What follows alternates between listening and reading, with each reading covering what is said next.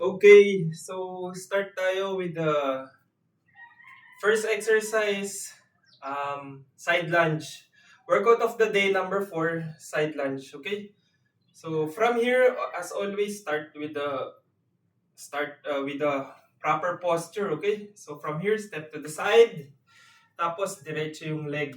Ito ha, yung foot naka-flat on the ground, tapos yung upper body straight, okay? Then come back. Ito yung beginner level, okay? Straight here, there.